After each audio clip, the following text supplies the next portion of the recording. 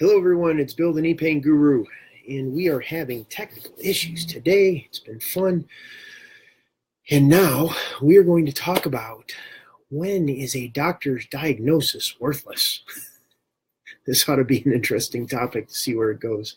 If you have questions, if you're joining the call, please enter your questions below, and I will be more than happy to answer those.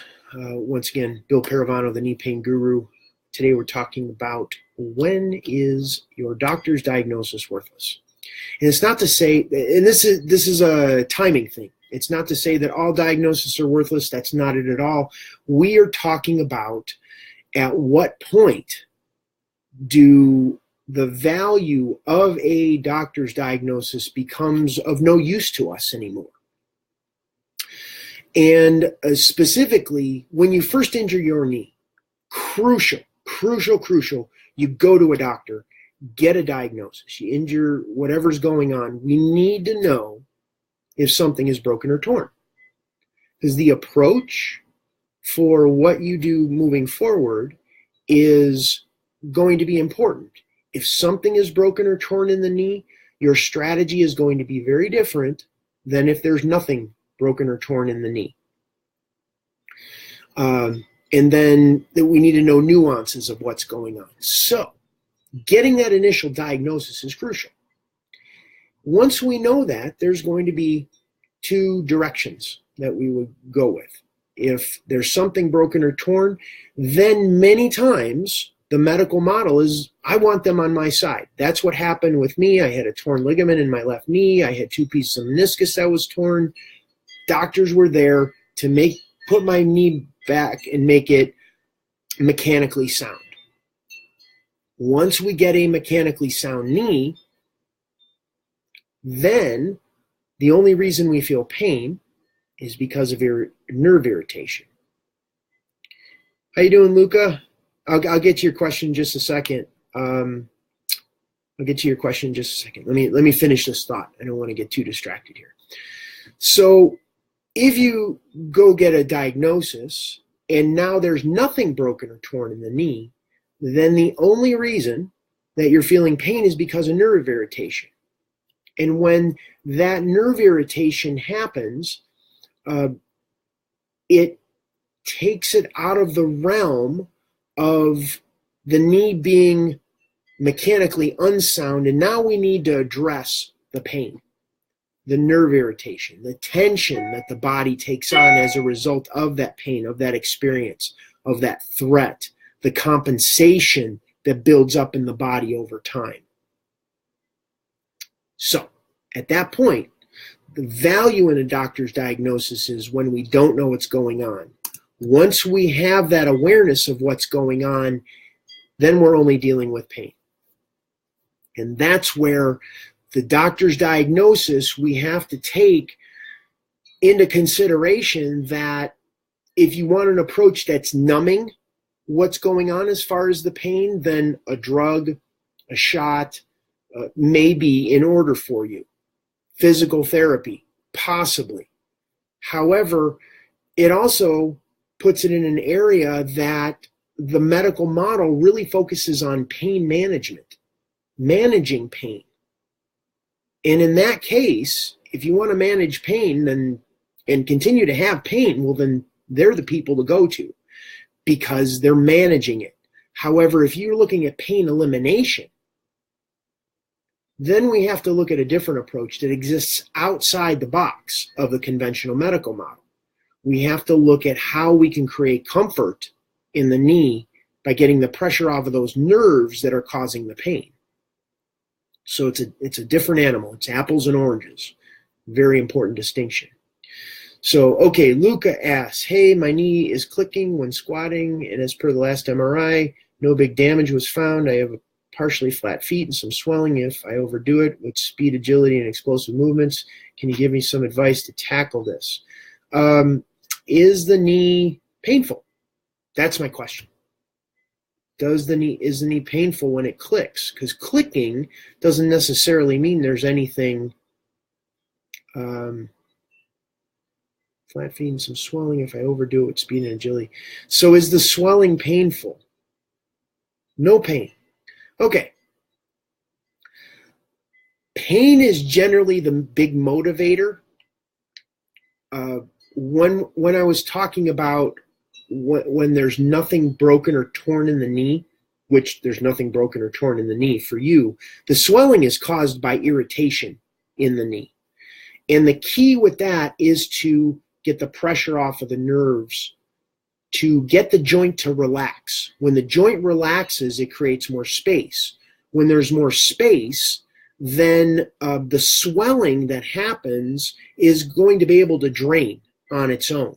You can think of the swelling like a kink in the garden hose, pulling a hose around the corner of a house.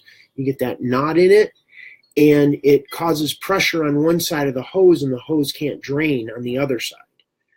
The key is to undo the kink to allow the water to pass through the hose.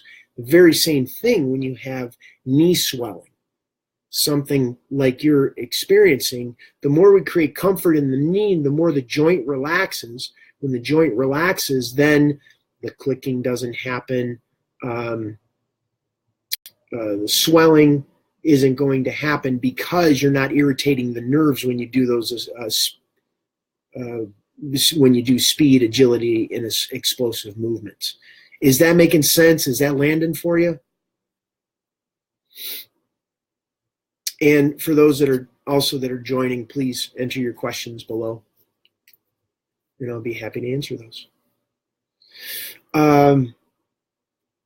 That's what happens if you have a regular stretching routine. So more form, not necessarily.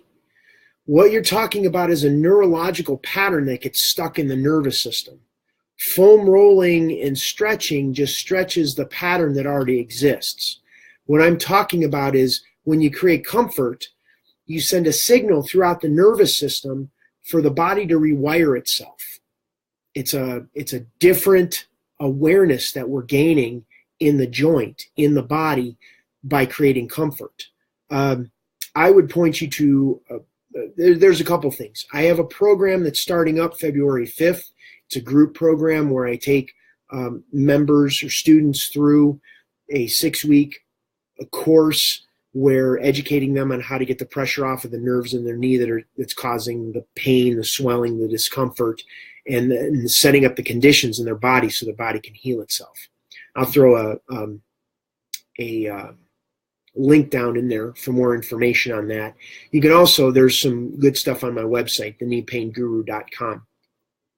You could find more information in terms of that. But I have a lot of stuff that goes pretty deep, because this can tie in what's going on with your knee, can tie in with the flat feet that you're talking about.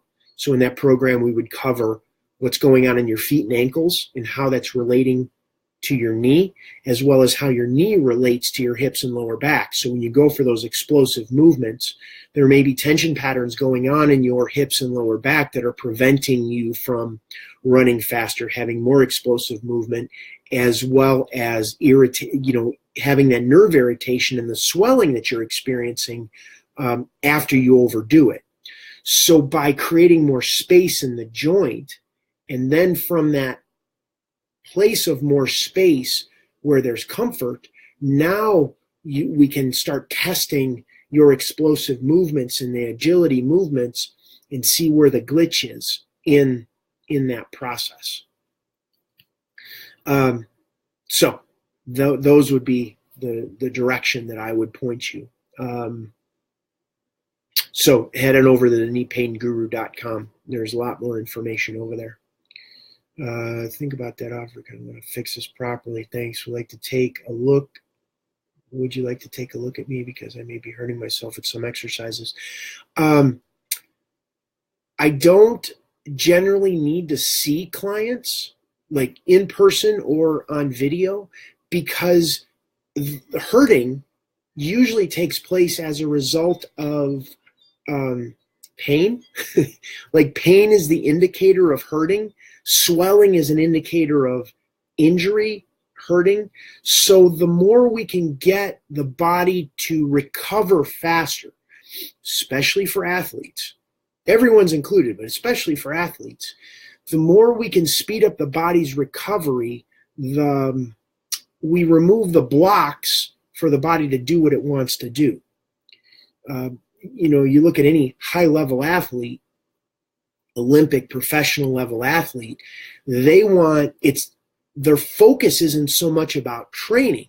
Their focus is around recovery. How could they get their body to recover faster? And in the case of someone with knee pain, what's happening is their recovery is compromised because of the pain.